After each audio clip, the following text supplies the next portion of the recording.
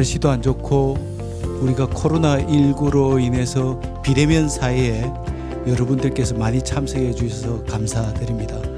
오늘 국가혁신 시스템 선진화 방안 과학기술 분야를 중심으로 발표를 하는데 저희 출연연의 이슈와 해결 방안에 대해서 여러 가지 정책 제안이 있을 겁니다.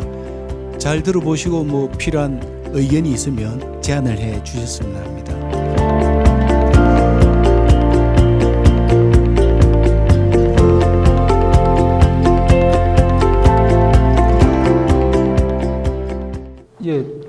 올해의 R&D 예산이 약 한 24조 2천억 정도가 되죠. 그리고 내년도에 R&D 예산은 한 26조를 육박할 거로 그렇게 예상되고 있습니다. R&D 예산이 대폭적으로 늘어난다는 것은 상당히 바람직하고 고무적인 일이지만은 우리 출연연이 그 중에 사용하는 예산은 약 인건비, 정부 수탁 사업비 총 연구비를 합쳐가 한 5조 정도밖에 안 됩니다. 한 20% 정도를 차지하죠. 정부 예산에서. 20%를 차지하는 우리 과학기술 분야 정부 출연 연구기관의 예산이지만은 모든 성과가 부진하다, 뭐에 대한 부정적인 의견은 전부 우리 과학기술 정부 출연 연구소에 쏟아지고 있습니다. 20%를 쓰지만은 그럼에도 불구하고 우리가 알다시피 60년대, 70년대, 80년대에 정부 출연 연구기관이 국가 발전을 위해서 혁신적인 역할을 했다는 것은 주지의 사실이죠. 작년에 일본의 수출 규제에서 비롯된 소재 부품 장비 분야의 우리나라 산업체들의 어려움을 많이 겪었고 국가 핵심 기술을 확보하지 못하면 얼마나 어려움에 처하는 걸 여실히 느끼게 됐습니다. 왜 예산을 그렇게 많이 쓰는데도 불구하고 혁신적인 성과가 적느냐, 왜 협력 연구를 덜 하느냐, 이런 이야기가 많이 있죠. 정부가 여전히 많은 개선 방안을 내놓고 정책들을 쏟아내고 있지만 현장에서는 그걸 잘 체감을 못하고 있고요. 여전히 풀리지 않은 문제점들이 많이 있습니다. 오늘 저는 정부 출연연구소가 안고 있는 문제점, 국가과학기술연구회가 안고 있는 문제점, 그리고 정부가 안고 있는 문제점들에 대해서 말씀드리고 제 나름대로의 혁신 방안, 해결 방안을 제시하고자 합니다. 국가혁신 시스템이란 저는 이렇게 정의를 합니다. R&D를 통해서 지식이 창출되고 확산되고 활용되는 장이 바로 국가혁신 시스템이다. 그런데 이러한 R&D를 통한 지식이 창출되는 국가혁신 시스템이 작동되기 위해서는 국민의 세금이 투입될 수밖에 없습니다. 재정이 투입되면은 어느 기관에 어떤 목적을 달성하기 위해서 재정을 투입해야 되느냐의 투자 효과성을 따져볼 수밖에 없고요. 그 다음에 이렇게 재정을 투입할 때 어떤 방식으로 투자하는 게 좋을까? 이게 공정경쟁으로 하는 게 좋을까? 아니면 그냥 그랜트 방식으로 주는 게 좋을까? 아니면은 또 다른 방식으로 주는 게 더 생산성을 높일 수 있을까? 이런 투자 효율성을 따질 수밖에 없습니다. 왜냐하면 국민의 세금이 투입되니까요. 이러한 국가 혁신 시스템에서 정부가 할 역할은 이 국가 혁신 시스템이 건강하게 활성화되게끔 혁신 시스템을 조성하고 혁신을 이렇게 많이 활성화되게끔 도와주고 혁신에 방해하는 걸림돌이 없는가를 제거하는 역할을 해줘야 되고요. 이 혁신 시스템이 잘 돌아가게끔 중장기적인 정책이나 비전을 제시하고 끌고 갈 필요가 있고요. 연구자들은 거기에 걸맞게 왜 우리가 이런 R&D를 해야 되고 왜 이게 국가 사회에 꼭 필요한가? 우리는 어떤 혁신적인 성과를 창출해가 국민들에게 보답할 건가 하는 걸 반드시 설명할 수 있어야 됩니다. 그래야 국민들이 동의를 하고 세금을 쓸 수 있게 할 거니까요. 정부가 R&D를 투자하는 목적이 뭘까를 저는 엄청 고민을 많이 하고 찾아봤습니다. 근데 별로 정의되어 있는 게 없습니다. 올해 6월 9일 날 제정된 국가연구개발혁신법에 조금 나와 있습니다. 근데 저 나름대로 정의를 하기를 국가의 지속 발전을 도모하기 위해서 미래 성장 동력을 확보하고 공공 인프라를 확충하고 국민의 삶의 질을 향상시키고 국민 경제 활력을 제고하는 게 정부가 R&D를 투자하는 목적이 아닐까. 이거는 제 생각에는 정부가 바뀌고 정권이 바뀌더라도 항상 가져가는 4가지 목표는 우리 출연연의 R&D 목표하고 별반 다를 게 없을 거라고 생각합니다. 출연연이 안고 있는 문제점들, 여러 가지 문제점들이 있지만 가장 큰 문제점은 저는 자율과 책임, 개방과 협력, 창의와 도전 이 분야로 나눠서 보면은 정부의 지나친 통제와 간섭으로 해서 기관의 자율성이 없다. 그 다음에 PBS 제도라든지 개인평가 제도 때문에 협력보다는 자기 혼자 개인화하는 연구가 더 편하다. 협력이 굉장히 저하되어 있다. 그 다음에 창의와 도전 부분에서도 마찬가지 개인평가 때문에 단기적인 연구 실적을 내는데 치중하고 국가의 미래를 위한 연구에 장기적인 연구에는 좀 소홀해 줄 수밖에 없는 구조가 아닌가. 그리고 또 하나 가장 큰 문제는 출연연의 특성을 반영하지 않는 경영 혁신 정책 때문에 출연연의 연구원들이 굉장히 자긍심이 저하되어 있다. 그러다 보니까 내가 뭐 고생해서까지 뭐 국가의 발전에 거창한 뭐 어떤 도전적인 연구에 몰입하려고 생각하지 않는다. 개인의 조금이라도 이익이 가는 쪽에 더 손이 더 많이 가게 돼 있는 그런 구조로 가고 있다. 이거는 굉장히 문제점이 아닌가 생각 들고요. 그러다 보니까 표면적으로 나타나는 게 미래성장 동력 기반이 학중이 좀 더디고 혁신적인 연구 성과가 출연연에 나오지 않는 그런 모습으로 보이는데 실질적으로 내재되어 있는 문제는 이런 문제점 때문에 그렇다고 저는 여기고 있습니다. 그 다음에 이번 코로나 사태에서도 비롯되지만은 아시다시피 어떤 국가적으로 문제가 있을 때 연구회가 나서서 우리 출연연은 이렇게 대응을 할 수 있습니다. 우리 출연연은 이렇게 대응하고 있습니다 하는 그러한 비전을 보여주지 못한다는 그런 부분이 문제가 아닌가 이렇게 생각하고요. 그 다음에 기초 응용 개발 간에 연계가 되지 않는 단일 부처 형태로 되어 있다. R&D 전주기 부처가 되어 있지 않고, 그 다음에 시루나 정권에 휘둘리지 않는 정장기 정책이라든지 이런 걸 갖다가 잘 시행을 하지 않는다. 예를 들면 지난 정부에서 야심차게 추진했던 창조경제 혁신센터가 지금 유야무야됐고, 그 다음에 알파고 사태로 비롯된 인공지능이 굉장히 뜰 때 인공지능 연구소를 만들었죠. 인공지능 연구소 지금 어떻게 되어 있는지 거의 기능을 제대로 못하죠. 근데 이게 연속성이 있어야 되는데 그게 참 걱정입니다. 그리고 시류에 흔들리지 않아야 되고요. 물론 정부가 역점적으로 추진할 사업이 있어야 되고 그 사업비가 담보돼야 되겠지만은 그런 부분이 좀 아쉽고 그렇습니다.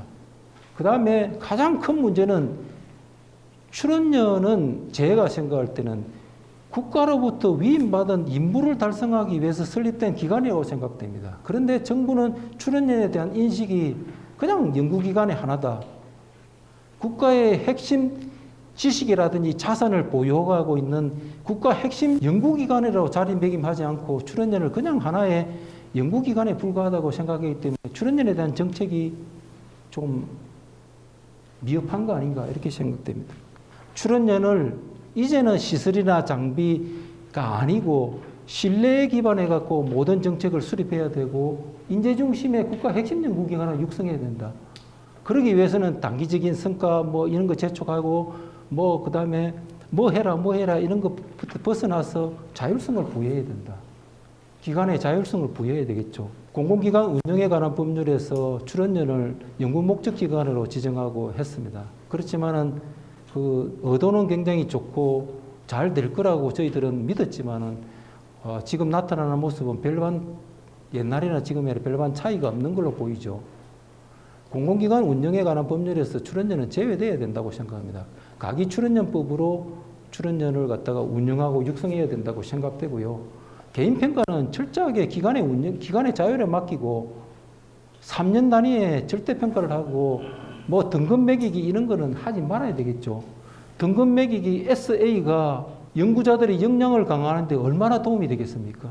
개인 평가는 철저하게 개인의 역량을 향상시키고 국가 자산으로 커 나갈 수 있게끔 그렇게 도와주는 역할을 해야 되는데도 불구하고 지금은 단지 연봉을 책정하고 SABCD를 갖다가 나누는 그런 걸로 작용하고 있는 거는 이거는 평가의 원래 목적에 어긋난다고 생각되고요. 그 다음에 기간 평가는 5년 단위로 지금 돼 있지만은 이걸 갖다가 피어 리뷰 방식으로 국제 수준 평가를 하고 컨설팅 방식으로 가야 된다고 생각합니다. 그래서 기관이 임무를 끊임없이 조정하고 너네 기관에 이런 임무는 이제 다 했다. 그러니까 이거는 줄이고 다른 임무로 가라든지 이런 방식의 컨설팅으로 해야 된다고 생각되고요. 그 혁신 방안 중에 하나가 출연력 인력 운영 정책을 개선해야 된다고 생각됩니다. 출연연의 연구원 정년이 98년 경영 혁신 정책으로 인해서 61세에서 65세로 65세에서 61세로 줄었죠. 아무런 이유 없이 고통을 분담해야 된다 차원에서 이거 이제 IMF도 다 종료되고 했으니까 65세로 다시 한원해야 되겠죠. 만약에 이거가 바로 시행하기 힘들다면 단계적으로 우수 연구원을 갖다가 비율을 확대해야 된다고 생각합니다. 지금의 10%를 20%를 확대가 단계적으로 시행하고 최종적으로는 정년을 65세로 연장하는 방법 그렇게 해야 되고 그 다음에 우리 고객력 퇴직자들이 비정규직 트랙에 묶여가지고 비정규직으로 카운트됩니다. 왜 우리 고객력자가 비정규직입니까? 고객력 퇴직자는 연구소에서 정기적으로 있던 사람이 정년을 다해가 나가는 고급 자산입니다. 그 사람들을 대우해주고 비정규직 트랙이 아니고 국가가 인건비를 대고 그 사람들에게 다시 봉사할 수 있고 그 사람들의 역량을 활용할 수 있는 기회를 확대해야 된다고 생각되고요. 출연 인건 피크제 이거 제고돼야 된다고 생각합니다. 정년이 한원되지 않은데 임금 피크제를 한다는 거 이거는 모순입니다. 정년이 한원되면은 임금 피크제를 한원되지 않으면 임금 피크제는 철회해야 되고 정년이 65세로 하는데도 임금 피크제라는 거는 피크가 동결되는 거지 삭감되는 거 아니잖아요. 지금 임금 피크제는 임금 피크제가 아닙니다. 임금 삭감제지. 임금 피크제라고 그러면 안 되죠. 임금 피크라는 거는 위에 딱 고정되어 있는 거지 왜 삭감합니까? 삭감제죠. 이거 60세부터 동결하고 임금 삭감 없이 그렇게 해야 된다고 생각됩니다. 그 다음에 출연연 그 임금비하고 예산에 대해서 말씀드리겠습니다. PBS 제도가 굉장히 이 현장에서 문제가 많다고 그러고 협력이라든지 이런 부분도 잘 안 되고 큰 가시적인 성과를 내기 힘들다고 그렇기 때문에 PBS 제도는 전면 폐지하고 임금비는 국가에서 출연금으로 100% 지급을 해야 된다고 생각됩니다. 모든 연구원들의 임금비를 100% 지급하고 그 대신에 연구사업비는 기관의 임무와 역할에 따라 차등 지급해야 된다고 생각되고요. 제가 생각하는 안은 이겁니다. 연구 분야를 갖다 크게 세 가지로 나눠서 미래선도행 연구, 공공기반행 연구, 산업연구행 연구로 나눠서 미래선도행 연구는 국가 위상제고라든지 미래성장 동력 기반이 되는 원천 기술을 확보하는 연구 같은 경우는 출연금으로 사업비를 80%를 대고요. 그 다음에 미래선도행 사업비, 여기는 정책사업비라고 써놨는데 그 포함해서 정책사업비를 20% 이거는 각 기관이 경쟁을 해서 따오든 뭘 해서 따오든 그런 사업비.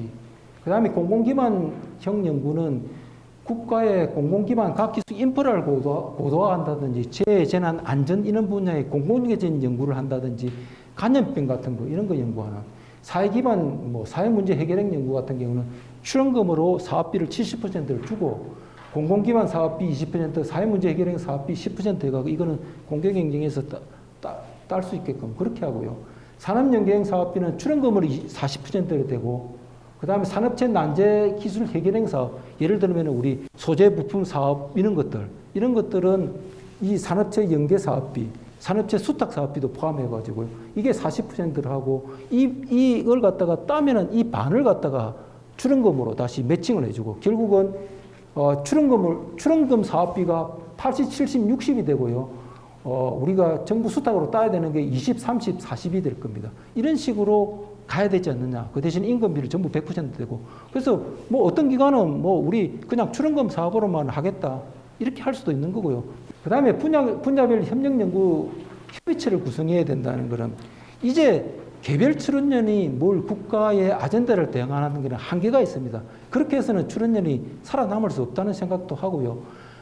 약 10개의 분야로 그룹핑해서 예를 들면은 미세먼지, 환경, 기후, 또 재해재난 안전, 그 다음에 에너지, 감염병 등 보건의료 이렇게 한 10개의 여분야로 우리가 나눠서 그 분야별로 각 출연연들이 전문화하고 특성화를 하는 겁니다.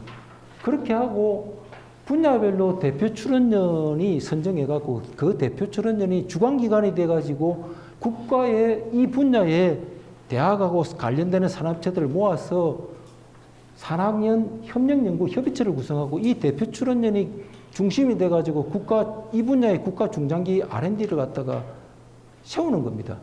그 다음에 성과 창출 로드맵도 만들고 그래서 여기에 대한 묶음 예산을 받아서 관련되는 대학이나 산학연에 이렇게 나눠주는 이런 식으로 이렇게 하면은 산학인 협력도 잘 되고 실제적으로 이게 산업체하고 넘어갈 수도 있고요. 그래서 어떤 가라는 연구기관은 A 분야는 주관기관이 되고 B라는 분야, C 분야는 협력기관이 될 수도 있을 겁니다.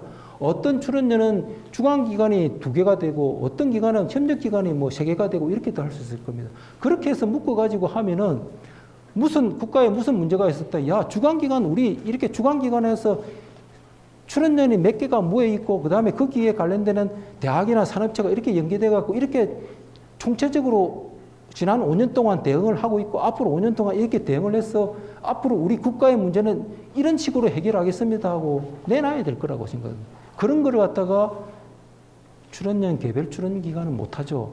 연구회가 나서서 그런 걸 적극적으로 해야 된다고 생각됩니다. 과학기술 연구의 핵심 방안은 철저하게 과학기술 연구에는 출연연이 국가 핵심 연구기관으로 자리매김하고 그런 역할을 수행할 수 있게끔 환경을 조성하고 제도를 개선하는 역할을 해야 되고, 그렇게 하기 위해서 지금의 연구에는 개인적인 생각이지만 거기에 못 미치기 때문에 계획을 해야 된다고 생각되고요. 그 다음에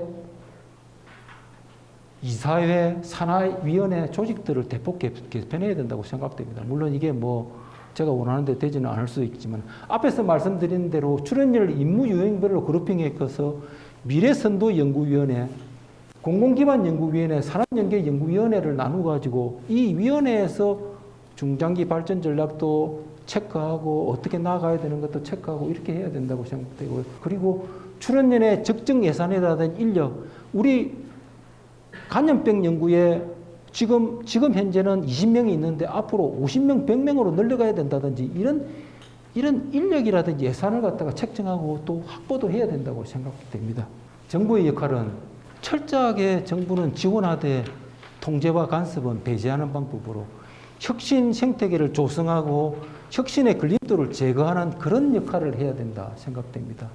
그리고 지금의 과학기술혁신본부를 개편해가지고 정부 R&D 총괄 컨트롤 타워로서 부총리급 이름은 뭐 이거는 뭐 어떤 게 돼도 좋지만 국가과학기술혁신위원회를 선설해야 된다고 생각합니다. 이 국가과학기술혁신위원회에서 정부 R&D에 대한 거는 모두 다 여기서 다 하는 겁니다. 중장기 발전 전략도 수립하고 중장기 예산 문제도 여기서 다루고 R&D 예산은 여기서 다루는 겁니다. 그리고 여기에는 민간 전문가들이 대폭 참여할 수 있게끔 해서 경제인문사회계, 과학기술계 현장 전문가들이 파견돼서 계속 의견을 낼 수 있게끔 하고 같이 이렇게 전략을 수립할 수 있게끔 그렇게 해야 된다고 생각합니다. 그래서 지금의 기획재정부의 기획기능과 예산기능을 분리해서 정부 R&D에 관계되는 기획이나 예산기능은 전부 국가과학기술혁신위원회에서 다루도록 그렇게 하는 방안을 저는 제안하고 있고요. 그 다음에 지금 기초 응용 개발 단계로 이렇게 나눠져 있는 부처의 역할을 전주기 R&D 부처로, 예를 들면 뭐 환경에너지라 그러면 한 부처에서 기초부터 개발까지 모든 걸 다 아우러서 할 수 있는 그런 책임 부처제로 가자. 그래서 그래야만이 중복도 없고 그 다음에 정말로 우리 국민들한테 가시적인 성과를 낼 수 있는 그런 책임 부처제로 가자, 이렇게 제안하고 싶고요. 과학기술계 정부 출연 연구기관을 국가 핵심 연구기관으로 인식하고 그에 걸맞는 정책을 입안하고 그에 걸맞는 경영 혁신을 추진해야 된다고 생각합니다. 지금은 정부 출연 연구기관을 국가 핵심 연구기관으로 보지 않는 것 같다는 생각이 듭니다. 그래서 자율성을 부여하고 공공기관 운영의 법률에서 빼서 과기출연연법으로 관리를 하고 그 다음에 출연연의 특성을 반영해서 경영 혁신도 추진하고 이렇게 해야 된다고 생각이 듭니다. 제가 문제점하고 혁신 방안에 대해서 저 나름대로 생각하고 있는 여러 가지를 말씀드렸습니다. 물론 이게 모든 사람들이 생각하는 문제점이고 핵심 방안이 아닐 수도 있습니다. 그렇지만은 우리가 어떤 혁신 방안을 내고 어떤 정책을 수립할 때 문제점을 있는 그대로 다 드러내고 다층적으로 분석을 하고 그 다음에 심층적으로 조사를 해서 처방은 단기적인 처방도 있을 수 있고 장기적인 처방도 있을 수 있을 겁니다. 심층적으로 분석해야만이 땜방식 처방은 안 이루어진다고 생각합니다. 그래서 우리가 지금 안고 있는 문제를 갖다가 허심탄회하게 드러내고 어쩌면은 각 파트마다 치부가 드러날 수도 있지만 물론 뭐 출연연 같은 경우도 문제점이 많죠. 우리가 과연 혁신적인 연구 성과를 잘 하고 있는가, 우리가 정말로 그런 노력을 하고 있는가 반성할 부분도 있고 연구윤리 부분을 좀 더 강화해야 된다는 그런 목소리도 있죠. 그런 부분을 다 차치하고 나서도 연구 환경이나 제도가 거기에 따라가는가, 왜 그런 걸 갖다가 못하는가, 그런 부분에 심도 있는 고민이 필요하고 정부가 우리가 각 기술을 강국으로 도약하기 위해서는 문제를 허심탄회하고 꺼내놓고 현장 전문가들하고 논의를 통해서 점진적으로 해결하려는 모습을 보여야만이 국가가 진정하게 각 기술 강국으로 갈 수 있지 않을까 생각이 들고요. 그렇게 해서 R&D 국가 혁신 시스템이 정말로 상생 협력하는 R&D 혁신 생태계, 건강한 혁신 생태계가 돼가지고 우리나라가 각 기술 강국이 되는 걸 그날이 되게끔 바라고요. 대한민국의 미래는 각 기술이라고 그러죠. 이게 구호에 그치지 않고 실제로 환경이나 제도가 개선돼 갖고 실제 우리 대한민국이 각 기술 강국이 돼 가지고 멋진 미래를 이뤄가는 쪽에 여러분들이 노력이 필요합니다. 감사합니다.